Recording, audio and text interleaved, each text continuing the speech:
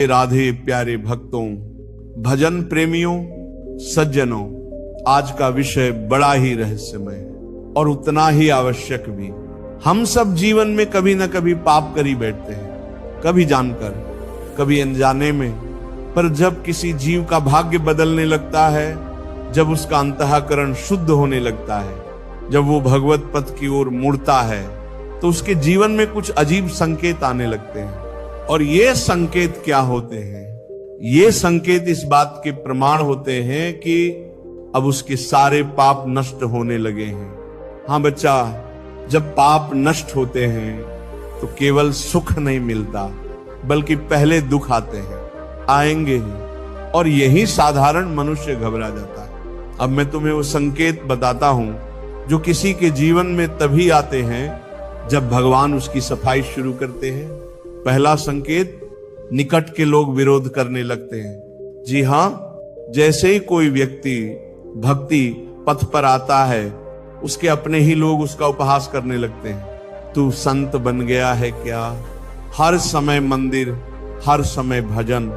ये विरोध कोई सामान्य बात नहीं। ये बताता है कि तुम्हारे भीतर जो पुराने संस्कार हैं, उनकी जड़ें हिल रही हैं। दूसरा संकेत, अचानक दुखों की बाढ़ आ जाती है। तुमने किसी का बुरा नहीं किया, फिर भी लोग तुम्हें गलत ठहराने लगते हैं। तुमने किसी का धन नहीं छीना, फिर भी आर्थिक संकट आ जाता है। बेटा, ये सब तेरे पापों की अंतिम किस्तें हैं। जैसे कोई कर्ज चुकाते समय आखिरी भारी किस्त आती है, वैसे ही जब पाप पूरी तरह जलने को होते हैं तो उनका अंतिम ज्वाला बहुत तीव्र होती है। तीसरा संकेत, मन बार बार भजन में लगना चाहता है, पर व्याकुलता बढ़ती है।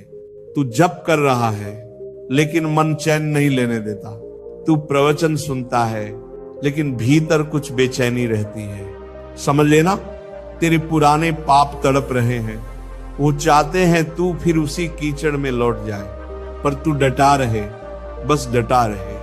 और जब तू डट जाएगा, एक दिन ऐसा आएगा कि वो सारी बेचैनी, वो सारी पीड़ा सब शांत हो जाएगी। चौथा संकेत, स्वप्नों में अजीब घटनाएं दिखने लगती हैं। कभी सांप दिखता है, कभी जलती हुई आग, कभी कोई डरावना दृश्य।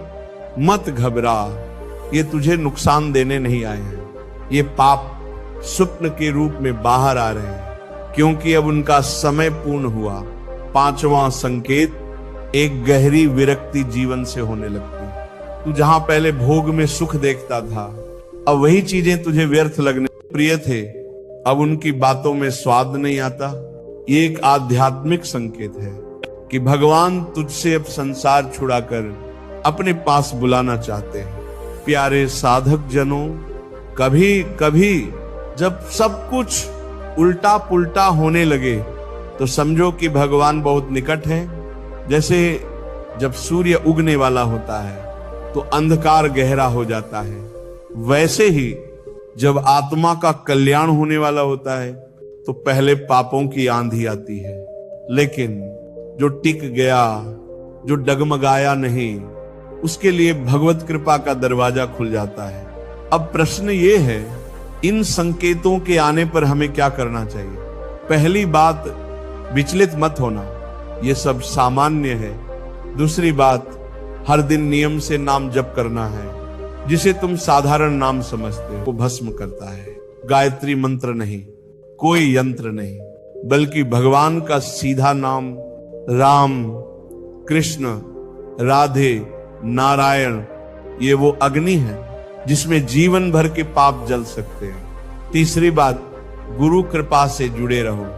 गुरु की छाया में बैठा शिष्य कभी भी अंधकार में नहीं गिरता। जब संकट आए तो मत दौड़ो इधर उधर, बस शरण में आ जाओ। गुरु को पकड़ लो, नाम को पकड़ लो, हरि कथा को पकड़ लो। भक्तों, पापों का जलना सुखद नहीं होता, पर आवश्यक होता है, क्योंकि बिना पापों के विनाश के प्रभु दर्शन संभव नहीं।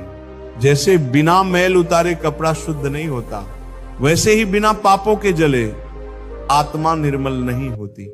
इसलिए अगर तुम्हारे जीवन में ये संकेत आने लगे हैं तो आनंद मनाओ, मत घबराओ, मत रुक जाओ। समझो, भगवान तुम्हारे निकट है। पापों के अंधकार के बाद ही प्रेम का प्रकाश प्रकट होता है। तो चलो, अब से जब भी कष्ट आए तो रोना मत, बल्कि कहना, प्रभु धन्यवाद, आपने मेरे पाप जलाए, अब मुझे अपने प्रेम में लीन कर लो। भजन प्रेमियों, इस संसार का प्रत्येक कष्ट हमें भगवान के और करीब लाने के लिए आता है।